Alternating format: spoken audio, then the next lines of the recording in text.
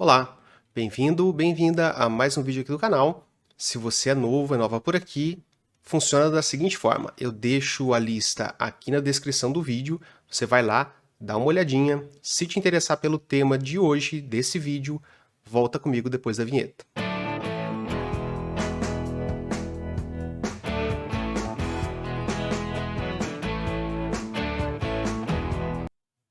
Muito bem, professor Ricardo Marconato aqui mais uma vez com vocês no vídeo de hoje para fazer uma continuidade de uma live aí que eu fiz no comecinho, as primeiras lives, resolvendo questões da prova do concurso de papiloscopista da Polícia Federal.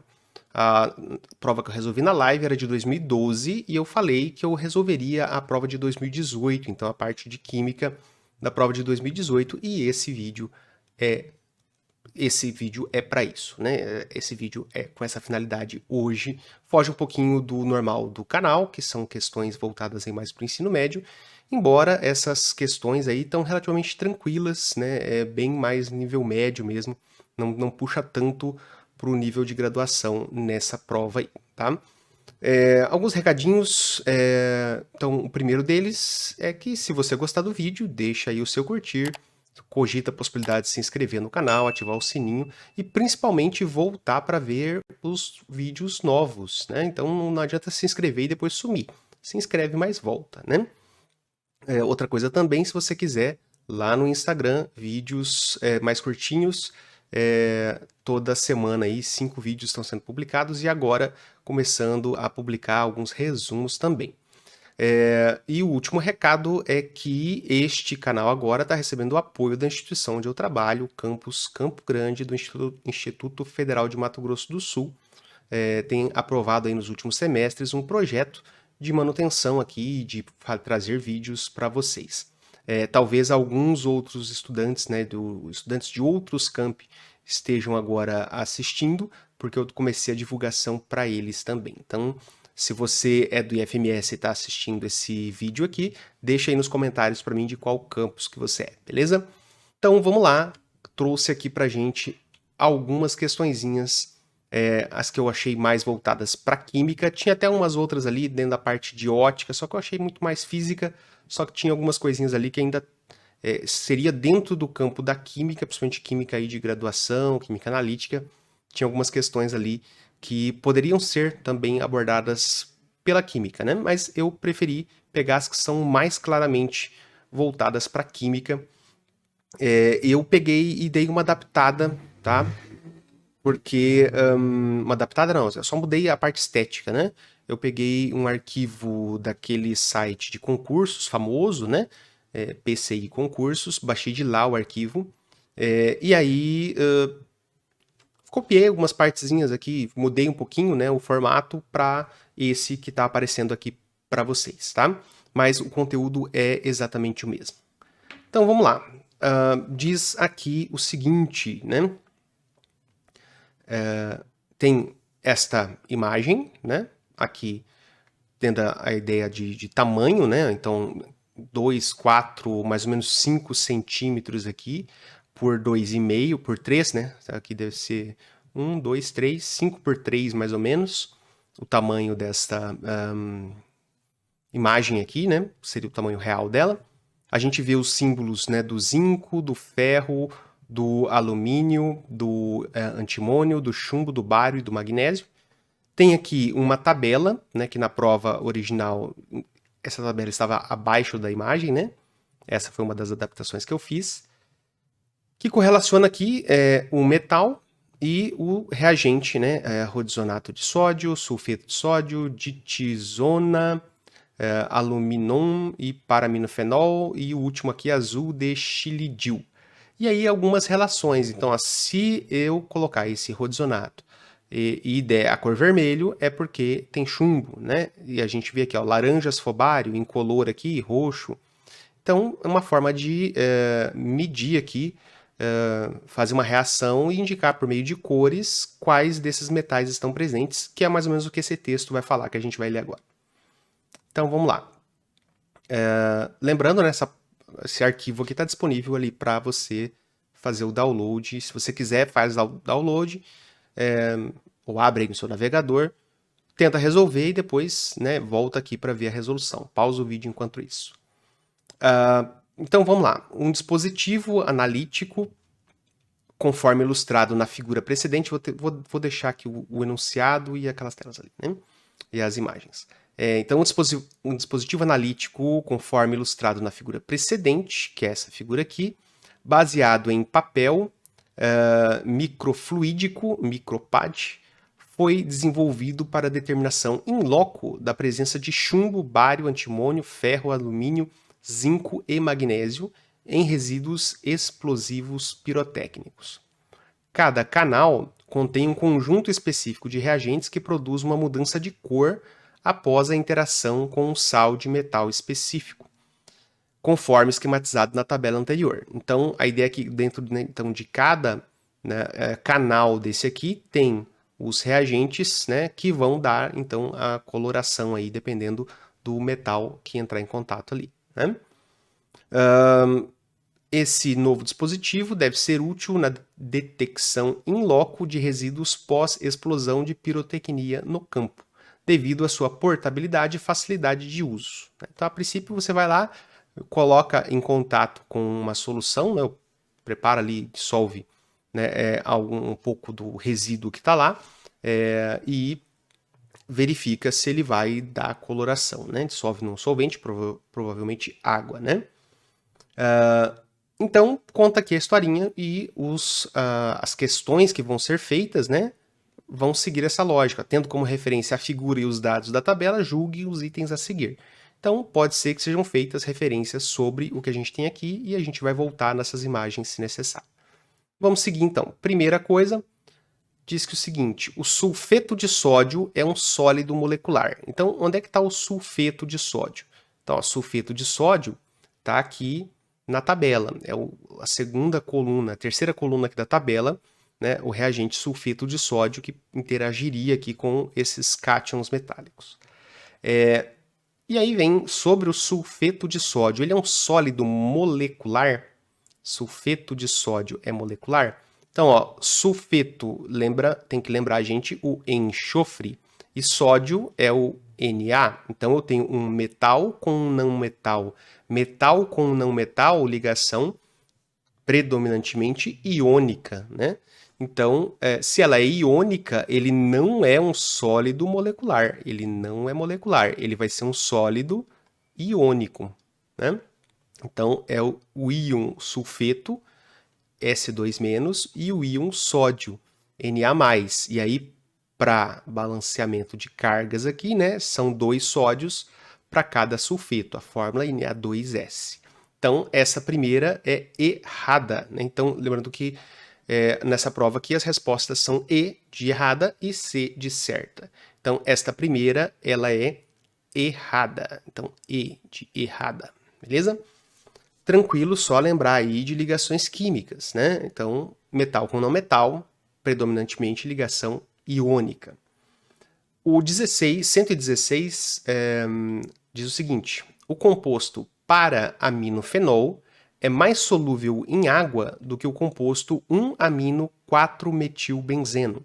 Então, a gente tem que ter aí química orgânica, né, na ponta da língua para responder isso aqui. E conseguir sair desses nomes para uma estrutura, para aí a gente poder julgar se isso é correto ou não. Então, para-aminofenol. Então, a parte final desse nome vai dizer para a gente muito da estrutura principal do composto. Então, o que é um fenol? Fenol é quando eu tenho um anel aromático, que eu vou tentar desenhar aqui o mais retinho possível, um anel aromático com um OH ligado nele. Então, isso aqui caracteriza fenol. O que é o para-amino? Para é a posição oposta, né? Então, o vizinho aqui desse OH é posição orto, o vizinho do vizinho é posição meta, e o oposto aqui é a posição para. Então, nessa posição, eu tenho um grupo amino. O que é esse grupo amino? É um NH2. Né? Então, para-aminofenol é essa estrutura aqui. E o composto 1-amino-4-metilbenzeno. Então, aqui ó, a gente já observa que a opção da nomenclatura foi usar o benzeno como referência Poderia ser dado um outro nome aqui, mas então o benzeno como referência. Vamos escrever o benzeno aqui também. Então, ó, aqui. E aí eu tenho 1 amino, 4 metil. 1 e 4 é a mesma coisa que a posição para, então também vai ser oposto. Para ficar, como tem amino aqui também, ó, o que, que eu vou fazer? Eu vou colocar o amino nesta posição para ficar parecido com o anterior e vou colocar então o metil no carbono 4. Então tenho 4 metil, carbono 1, carbono 2, carbono 3, carbono 4. O metil vai estar aqui. Então, conhecimento de química orgânica para a gente chegar nesse ponto aqui, montar as estruturas. E agora vem, né? Será que o composto para-aminofenol, que é esse primeiro aqui, é mais solúvel em água? Vamos destacar ele aqui. Será que ele é mais solúvel em água do que o outro? E aí? Então vamos comparar, né? Se a gente olhar aqui essa parte de baixo, do anel para baixo, por que eu coloquei aqui o NH2 nesse segundo desenho embaixo? Para a gente comparar. Então daqui para baixo, ó, todos eles, se eu pegar aqui e fazer um traçado aqui, ó, né? Desse ponto para baixo, eles são iguais, correto? Então daqui para baixo não tem diferença. Tem alguma interação entre esse nitrogênio, esse NH2 aqui e a água, né? Vai ter alguma interação, mas a parte apolar aqui, que é do anel aromático, vai, sem dúvida, falar mais alto. Então, a solubilidade deles é baixa. Mas aqui não está dizendo se é muito solúvel ou pouco solúvel. Está comparando os dois. Então, está dizendo que esse é mais solúvel do que esse. Será que é verdade? Então, a gente tem que analisar o que é diferente. Temos que analisar este grupo aqui e este grupo aqui, ó. Então, esse é o nosso ponto. Qual dos dois será que vai ter mais interação com a água? Sem dúvida que esse aqui, né? Tem o OH, vai fazer ligações de hidrogênio com a água tranquilamente. Aqui é apolar, né? Então, esse aqui é um grupo mais polar do que esse. Sem dúvida, isso aqui vai ser mais solúvel, né, do que o outro composto, tá? Então, não quer dizer que ele vai ser muito solúvel, mas em comparação ao outro, sim, dá para a gente dizer que vai ser mais solúvel, portanto, é correta. Então, aqui a gente teria que descobrir a estrutura e verificar que a diferença é um OH em relação a um CH3, em termos de qual vai ter mais afinidade com a água. E aí, sem dúvida, o OH. Beleza? Então, lembrando que se você tem alguma dúvida, não entendeu alguma explicação, o campo de comentários aí fica à disposição para você fazer suas perguntas, né? Então, aqui agora descendo para o 117, que diz o seguinte: considere que na reação do bário com o rodizonato de sódio, mostrado na figura a seguir, essa figura aqui, haja apenas troca de cátions para gerar a coloração laranja. Como assim coloração laranja? Aqui é o ponto, né? A gente está fazendo referência a essa tabela aqui, ó. Então, coloração laranja. Rodizonato de sódio com bário. Aqui é a coloração laranja, ó, né? Coloração laranja está aqui, ó. Então, é essa referência aqui que está sendo feita, né? Então, vamos lá. Para, então, que haja aquela coloração laranja, vai se considerar que, então, apenas a troca de cátions, ou seja, vai sair esses Na+, e vai entrar no lugar deles o bário. Nessa situação, para formar o composto rodizonato de bário, que eu trocaria esses dois NAs por um único bário, porque aí a gente tem que ter o conhecimento de que o bário é da família 2, então ele vai ter duas cargas positivas, como o íon bário. Então, para que a gente consiga formar esse composto, serão necessários mais de 1000 microgramas de... deixa eu apagar essas coisas aqui que não era para aparecer isso aqui. 1000 microgramas de rodizonato de sódio para reagir totalmente com 1306,5 microgramas de nitrato de bário. Então, ó, eu vou reagir rodizonato de sódio com nitrato de bário para produzir rodizonato de bário, o produto, e mais alguma coisa. Então, vamos fazer aqui, montar essa equação, porque o que eu tenho aqui é um cálculo estequiométrico, né? Eu tenho aqui dois valores de reagentes, valores de dois reagentes, né? Do rodizonato de sódio e do nitrato de bário. E aqui está dizendo, né, que serão necessários mais de 1000 microgramas, né? Então, será que vai ser necessário mais de 1000 ou menos de 1000? É meio que uma estequiometria aí com reagente em excesso e reagente limitante, tá? Porém, dá para resolver de uma maneira um pouco mais aproximada aqui, porque esse mais dá uma brecha aí para a gente poder analisar de maneira mais tranquila. Mas, primeira coisa, a gente vai ter que saber qual é a proporção que eu tenho para realizar essa estequiometria, né? Primeiro aqui vamos fazer o seguinte, vamos olhar a fórmula molecular desse rodizonato de sódio. Então, ó, tem 6 carbonos aqui, um anel com 6, então ele é C6. Não tem hidrogênios nessa estrutura. Se você observar aqui, ó, todos os pontos que tem carbono, né, que são esses pontos aqui, ó, todos eles já estão com 4 ligações, tá? Duplas aqui com oxigênio, aqui é a dupla entre os carbonos, então não tem hidrogênios. Tem oxigênio, 6, né? Um está ligado em cada vértice ali, e tem 2 NAs, Na2, né? Então essa é a fórmula do rodizonato de sódio. Para reagir então com o nitrato de bário, bário família 2 e o nitrato é -1. Então BaNO3, 2. E aí, ó, como eu tenho 2, né, Na+ aqui, o rodizonato ele é 2-. Então eu preciso de um rodizonato para um bário.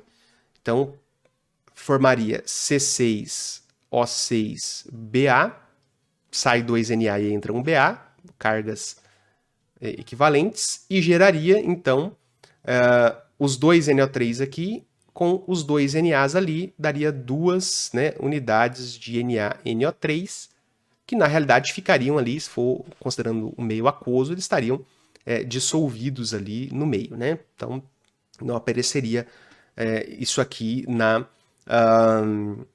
nossa... Não seria visualizado ali, porque estaria dissolvido, né? Então esse composto aqui seria então laranja, né? Então aqui esta seria a substância laranja que identificaria ali a presença de bário. Beleza. O que é importante daqui para a gente é saber que ó, a proporção é de 1 para 1.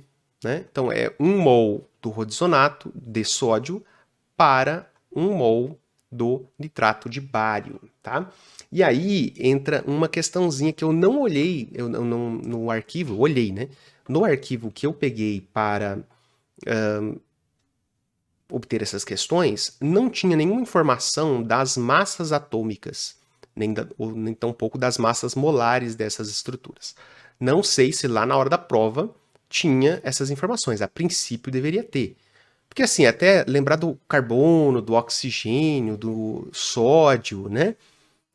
Tudo bem, agora do bário, lembrar de cabeça qual é a massa atômica do bário, meio complicadinho, né? Então, possivelmente, no arquivo que eu peguei não estava uma tabela periódica, mas lá na prova deveria ter essa tabela periódica, né? Então, aqui, por que eu estou falando disso, né? De tabela periódica, de massa. Porque o exercício me deu massa aqui, ó, microgramas, né? Então, é massa, unidade de massa, micro, 10 a menos 6. Então, microgramas. Eu preciso relacionar com a massa molar. Para isso, né, eu já peguei, fiz uma colinha aqui e fiz os cálculos, tá? A massa molar do rodizonato de sódio dá aproximadamente 214 gramas, tá? Então, 1 mol de rodizonato de sódio, aproximadamente 214 gramas. E 1 mol de nitrato de bário, na minha colinha ali, ó, 261,3 gramas, tá? Então, fiz esse cálculo aqui, então, esta linha eu obtive já, fiz o cálculo, né? Para trazer pronto aqui para gente. Mas, possivelmente, lá na prova, você teria os dados do carbono, hidrogênio e sódio aqui, bário, nitrogênio e oxigênio, e teria que fazer os cálculos lá, mas é relativamente tranquilo. Nesse caso aqui, né, 12 vezes 6, mais 16 vezes 6, mais 23 vezes 2, ia somar e ia chegar nesses valores aqui. com relativa facilidade. Então agora, ó, a proporção é de 1 para 1, só que como o exercício está colocando massa, a gente tem que colocar aqui a massa molar. E aí a gente poderia, né, sair fazendo uma regra de 3, que escolhe, né, 1000 ou 1306,5, né? Como ele está colocando aqui, serão necessários mais de 1000 microgramas, talvez você optaria, né, por colocar isso aqui, fazer o cálculo, né? Então isso aqui é de nitrato de bário. Se eu colocar aqui, ó, né, 1306,5, e aí vou colocar por enquanto um micro aqui, né, microgramas. Mas aí a gente teria que colocar vezes 10 a menos 6 aqui para ficar unidade embaixo de unidade, né? E fazer a conta era uma opção. Porém, olha a sacada aqui que a gente poderia fazer, tá? Se você observar aqui, ó, 1000 microgramas, né? Olha para cá, isso aqui seria de rodizonato de sódio, né? Se eu dividir isso aqui por 2, ó, olha o raciocínio que eu vou fazer aqui, ó. Eu vou pegar isso aqui, ó, e vou dividir por 2. Só para a gente ver, ó. Se eu pegasse, ao invés de 1 mol, eu pegasse meio mol. Isso aqui daria aproximadamente, ó, 107 gramas. Por quê? Porque aqui é 1000, né? Então, se eu chegar aqui para 100 e conseguir ver alguma relação, talvez eu consiga economizar cálculos, economizar tempo. Então, ó, se eu dividir aqui por 2, dá aproximadamente 107. Se eu dividir o mesmo aqui por 2, para manter a proporção, né? Se eu dividir isso aqui por 2, vai dar quanto? Ó, se fosse 260, daria 130, né? Então, beleza, 130. Só que tem esse 1,3 aqui. 1,3 se eu dividir por 2, dá 0,65. Olha só que interessante, né? Dividindo esse valor, 261,3 por 2, dá 130,65. Olha como ele é parecido com o dado do exercício. A diferença é que, ó, a vírgula está numa posição diferente e tem um micro aqui. Mas é bem parecido esse valor. Ou seja, o valor que eu vou encontrar aqui, se eu fizer uma regra de 3, usando esse 1306,5, esse valor de x vai ser um valor muito parecido com esse 107 aqui, ó, que é a mesma lógica. Tá? 130,65, 107, né? 1306,5, né, seria um valor bem parecido com esse 10,7 aqui, 107. Aí provavelmente vai ter aqui um 0, né? 1070 microgramas provavelmente é o que vai dar aqui, tá? Ou seja, é mais que 1000, tá? Então é mais que 1000 com tranquilidade. Essa aqui não precisava nem fazer a conta para a gente chegar que ela é correta. Bastava você... Deixa eu ver aqui que eu parei de ver. Aqui agora sim, estou vendo, coloquei ali, vocês estão vendo o que eu estou fazendo. Aqui então, relativamente tranquilo, não precisava a gente fazer todas as contas se a gente tivesse essa sacada aqui. Embora você conseguiria também fazer, né, a partir desse cálculo aqui, ia ter mais trabalho, mas ia conseguir chegar no mesmo resultado de que é correta essa afirmativa aqui, beleza? Então, vamos lá para o próximo exercício dessa prova, próxima questão dessa prova de concurso, né, que era a questão 18 aqui. Se teve dúvida aí sobre essa parte, coloca nos comentários. Considere que a reação entre antimônio e sulfeto produza o sal SB2SE3, pouco solúvel e de cor ocre. Lembrando que essa cor aqui está relacionada lá àquela tabela inicial.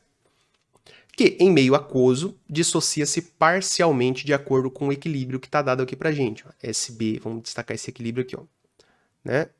Este equilíbrio que foi dado aqui para a gente. Nesse caso, a concentração de sulfeto necessária para iniciar a formação do sólido SB2S3 em uma solução aquosa... esse 3 aqui eu coloquei errado, tá? Isso aqui é em cima, ok? Então, usei a tecla de atalho errado. Isso aqui, esse 3 está no lugar errado.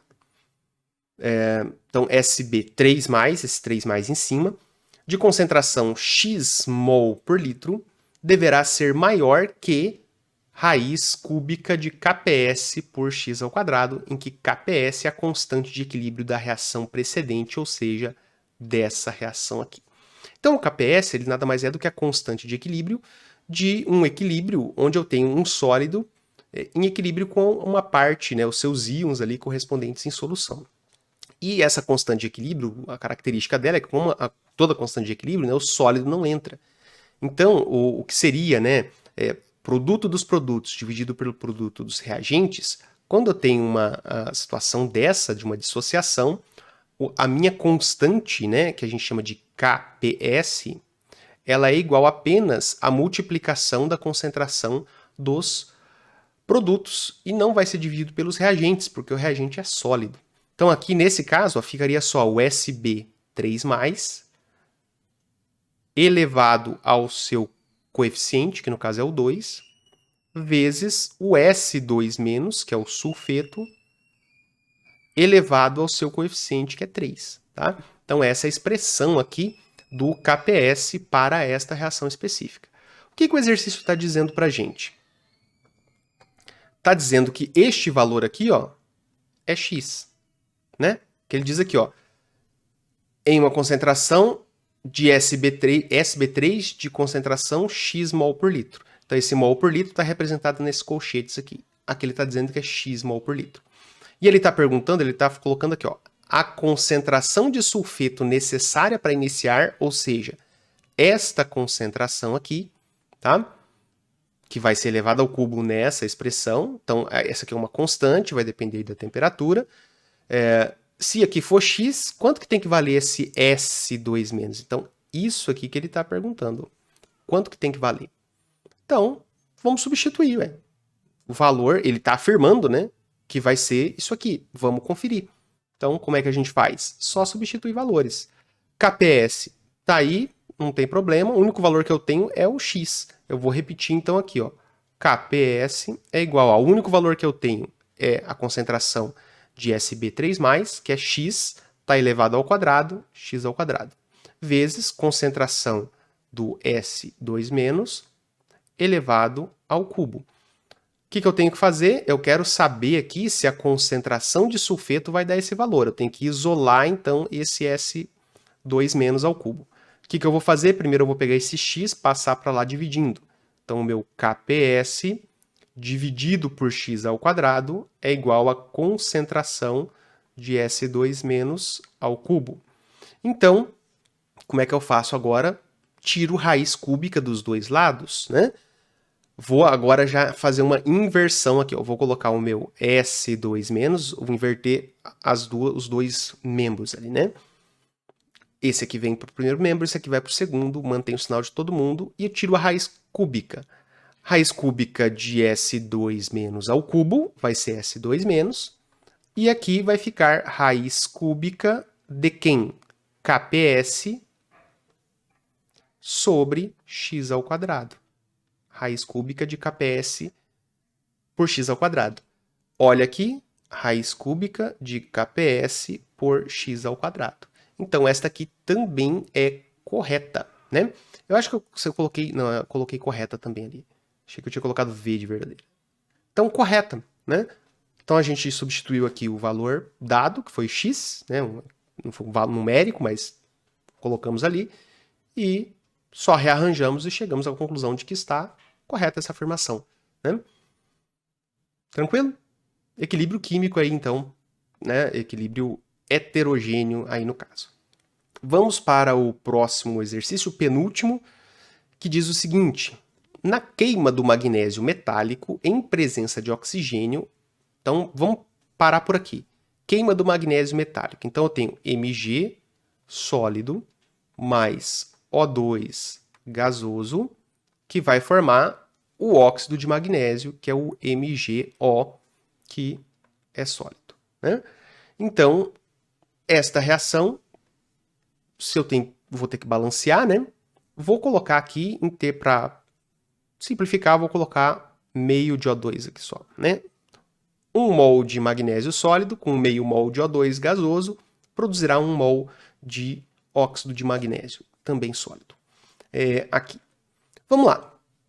Então, essa parte até a vírgula aqui, tá. Na queima do magnésio metálico em presença de oxigênio. Montei uma equação com um balanceamento usando aqui como meio mol. Aí coloca, ocorre a redução do magnésio com o consequente consumo de 1 mol de elétrons por mol de magnésio. Então vamos lá. Primeira coisa que vamos colocar em vermelho aqui, ó. Ocorre a redução do magnésio. Não ocorre a redução do magnésio. Aqui o magnésio metálico, o NOx dele é 0, né? Toda substância simples, NOx 0. O oxigênio aqui, NOx 0. Quando eu tenho aqui o magnésio da família 2, né? Quando ou ele é 0, enquanto metal, ou ele tem carga, ou NOx, mais 2, quando ele está na sua forma iônica. E o oxigênio, a maior parte dos compostos, está aí como menos 2. Então eu tenho uma reação de oxidação-redução aqui, onde o magnésio vai de 0 para mais 2 e o oxigênio vai de 0 para menos 2. O que acontece aqui, ó, quando o magnésio fica positivo é que ele perdeu 2 elétrons. Então o magnésio oxida e não reduz. Então redução está errado. Não ocorre a redução do magnésio. Ocorre a oxidação do magnésio. Aqui o oxigênio que reduz, ó, ele vai de 0 para menos 2, diminuiu o número de oxidação. Redução, tá? Então o magnésio oxida, não reduz. E aí, esse é o primeiro erro que já a gente colocaria aqui, ela é errada, beleza? Porém tem um outro erro, né? Se aqui tivesse oxidação, que estaria correto para o magnésio, tem mais um erro aqui, ó, com o consequente consumo de 1 mol de elétrons.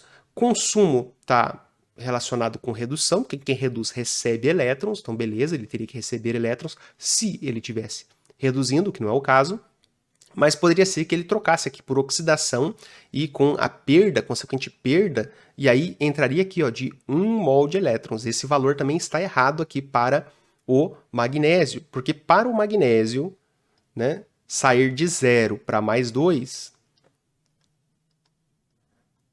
quantos elétrons envolvidos? 2, tá? Então aqui, ó, ele libera 2 elétrons. Então para o magnésio sair de magnésio 0 para magnésio mais 2, ele perdeu 2 elétrons e não 1 elétron. Então se eu estou considerando 1 mol de magnésio aqui, é a perda de 2 mols de elétrons, tá? Então, mesmo que aqui tivesse oxidação, aqui perda, mantendo esse número 1, estaria errada ainda, porque teria que estar 2. Então, para essa afirmação ser correta, aqui teria que ser oxidação, aqui teria que ser consequente perda, né? Por exemplo, de 2 mol de elétrons por mol de átomo de magnésio. Então, tem aqui 3 pontos, né? Aqui não, redução, consumo e 1 mol, 3, então informações erradas aí nessa 19. Questãozinha de eletroquímica, relativamente básica aí nessa questão 119. Agora vamos para a última questão aqui deste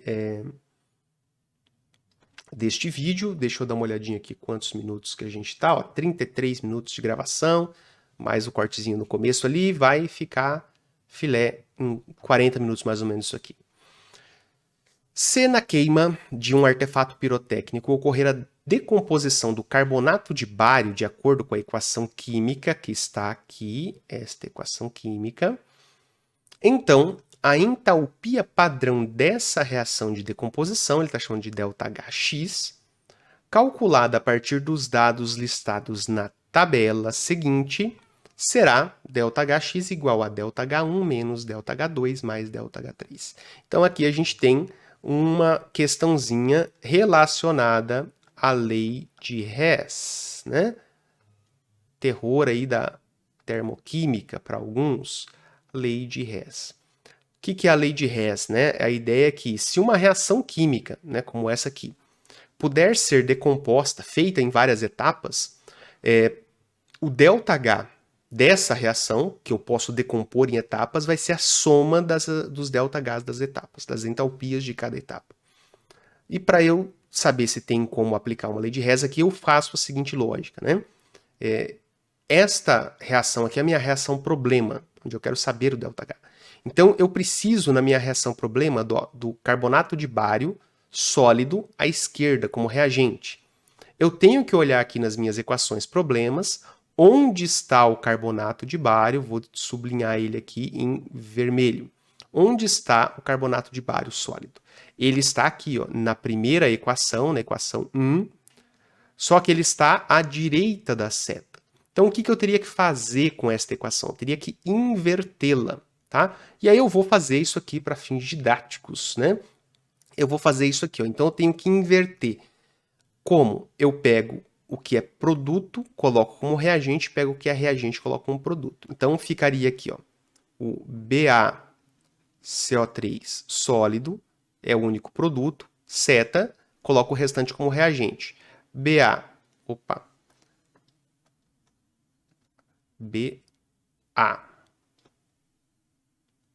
sólido mais carbono, vou abreviar aqui, GR de grafite, mais 3 meios de O2 gasoso. E quando eu faço isso, e tenho que inverter aqui para colocar alguma coisa no seu devido lugar, eu faço a inversão do valor do ΔH. Então, esse ΔH1, ele vai ser um valor invertido, vai ser menos o ΔH1. Se esse ΔH1 era negativo, então menos o menos vai dar positivo. Se esse valor era positivo, então agora com esse menos aqui ele vai ficar negativo. Inverte o sinal. Uma forma de fazer isso aqui, de uma expressão genérica como essa, assim, um valor numérico, é eu colocar menos esse valor. Então, quer dizer que vai ter que estar com o sinal trocado. Uma lógica aqui era você pegar e multiplicar isso aqui por menos 1. Né? Multiplica essa equação por menos 1. A lei de Hess, quando você já domina um pouquinho a lógica dela, você não precisa ficar mexendo assim com as equações. Né? Você pode fazer as alterações aqui apenas nos valores de ΔH quando esses valores estão disponíveis. Né? Então, vamos lá. Depois que eu fiz isso aqui, ó, o que eu faço com essa minha equação que eu acabei de inverter? Eu anulo ela. Então, ó, ela não vai me servir mais. Então, eu esqueço essa equação. Eu vou contar apenas com essa de baixo aqui e as outras duas, se eu não precisar mexer nada com elas. Então, agora, vamos ver se eu consigo trocar aqui a cor. Vou pegar esse verde aqui. Vamos ver se esse verde apareceu. Apareceu. Eu preciso encontrar esse cara aqui, ó, BaO, óxido de bário. Então, onde que está esse cara aqui? Ó? Eu preciso dele na quantidade de 1, eu não falei da quantidade aqui do BaCO3, mas é um só, né? Um aqui, tá de boa. Se tivesse 2 aqui, eu teria que multiplicar essa equação por 2. O BaO eu preciso de 1 na direita. Onde que ele está? Ele está aqui na direita e no valor de 1. Então, beleza, esse cara aqui já está no lugar que eu quero, na quantidade que eu quero. Eu quero ele depois da seta na quantidade de 1.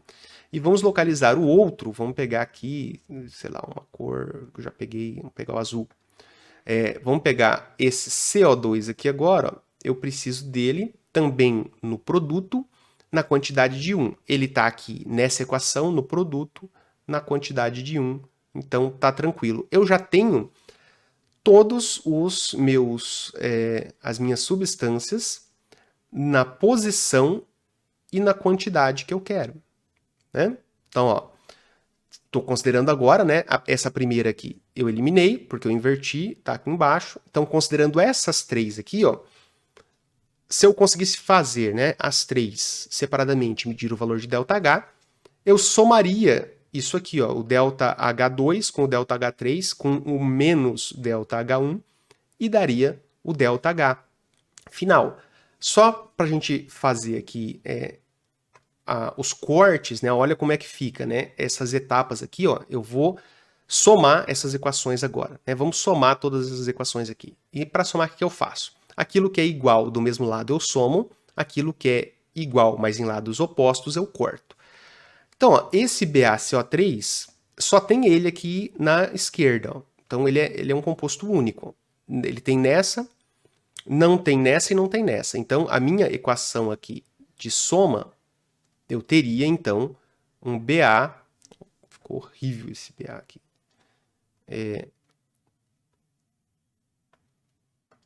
Eu teria um BaCO3 sólido na esquerda, porque eu tenho esse cara aqui. O Ba sólido, eu tenho um aqui na esquerda, tá? E se eu olhar, eu tenho um aqui na direita, nessa outra equação. Então, este Ba corta com este Ba, porque eles estão em lados opostos. Carbono grafite, ó, eu tenho aqui na esquerda e eu tenho aqui na direita. Então, eu corto esse carbono grafite da esquerda com esse carbono grafite da direita. E agora, tem oxigênio à esquerda e oxigênio na direita. Aqui eu tenho 3 sobre 2O2. Isso aqui é 1,5, né? 3 dividido por 2 não dá 1,5? Olha quanto que eu tenho aqui, ó. 1 mais meio. Quanto que dá 1 mais meio? 1 mais meio dá 1,5. Então, esses 2O2 aqui, ó, é a mesma coisa que esse 3 meios de O2 aqui, ó. Esses 2O2, né? O meio O2 da equação de cima com esse 1O2 da equação de baixo, se eu somar vai dar 3 meios. 3 sobre 2. Então, isso aqui vai cancelar com isso aqui também. À esquerda aqui, ó, não tem mais nada, porque eu cancelei o Ba, os oxigênios e o grafite, só sobrou realmente o BaCO3. E aí, o que sobrou nos produtos? Sobrou o BaO, que está ali, BaO sólido, mais o CO2 gasoso. CO2 gasoso. Observe que, para estar correto, né, essa minha jogada aqui toda de modificar e cortar, eu vou lá e comparo, né, com a minha equação problema, tá lá em cima, BaCO3 sólido formando BaO sólido mais CO2 gasoso. Geralmente, né, se eu faço tudo correto aqui dessa identificação, eu nem preciso fazer isso porque já vai ficar correto. Mas, se você tiver dúvida, vai lá e faz para confirmar. Como que seria, então, esse ΔHx ali para a gente comparar com o exercício, né? Essa equação aqui teria um ΔHx. Esse ΔHx, ele é a soma de todos os ΔHs. Então, esse aqui, ó, ele é o menos agora, né? Porque eu tive que inverter, ele é o menos H1. Então, ele é o menos ΔH1 mais o ΔH2, que está positivo, então eu vou simplesmente colocar mais o ΔH2, mais o ΔH3. Se algum deles fosse negativo, né? Vou fazer isso primeiro aqui, né? Poderia colocar entre parênteses esse primeiro, ΔH3 aqui, ó. Poderia colocar entre parênteses aqui, né? Mas aí ficaria mais menos, daria menos da mesma forma. Então não tem por que eu colocar isso aqui entre parênteses. Agora vamos comparar, né? Vamos comparar, deixa eu ver, colocar aqui os dois na tela. Vamos comparar isso aqui que a gente encontrou com isso aqui que o exercício deu. E aí, bate? Não bate, né? Olha aqui, ó, ele está dizendo que o ΔH2 vai ser negativo e o ΔH2 não vai ser negativo porque a gente não precisou inverter, tá? Não que o ΔH2 vai ser negativo, mas que vai ser o ΔH1 menos o ΔH2 mais o ΔH3. Então a ideia aqui, ó, quando eu tenho a lei de Hess, seriam somar todas, né? Por que esse menos apareceria? Porque seria essa inversão, como eu fiz exatamente aqui no ΔH1. Então, como eu tive que inverter, seria a soma de tudo. Então, eu pegar isso aqui, que é aquela ideia do parênteses que eu poderia colocar. Isso aqui mais isso aqui mais isso aqui. Como aqui ele está colocando menos, ele está supondo que isso aqui teria que ser menos, porque faria o jogo de sinal, mais com menos, menos, para dar aquilo ali. Mas não é o que a gente observou aqui. O menos, ele está neste ponto aqui, ó, né? Então, e não neste ponto aqui. Então, esta aqui está errada, né? E aí, seria aqui, lá na prova, você colocaria no gabarito E de errada. Beleza? Eram esses exercícios aqui que tinham nessa parte mais voltada para química, né? Que eu selecionei para a gente fazer aqui neste vídeo, tá? Espero que vocês tenham acompanhado, tenham entendido. Se teve dúvida, deixa aí nos comentários, né? E vamos partir agora para aquele nosso encerramento aqui. Agradeço a sua audiência aí, se você assistiu. Se você quiser comentar aí, fica à vontade. Sugestões, críticas. Se eu cometi algum erro aqui e não percebi antes de colocar no ar, fica à vontade para comentar aí também, tá? E era isso então para esse vídeo. Espero que a prova seja realizada, parece que estava adiada para maio. Então, no momento que eu estou gravando, né, em abril de 2021, essa prova ainda não aconteceu.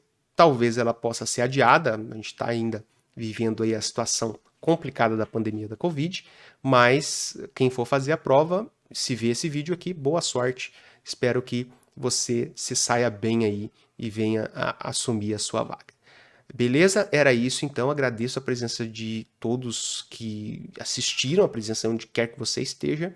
E até a próxima. Volta aí para ver outros vídeos depois. Até mais. Tchau, tchau.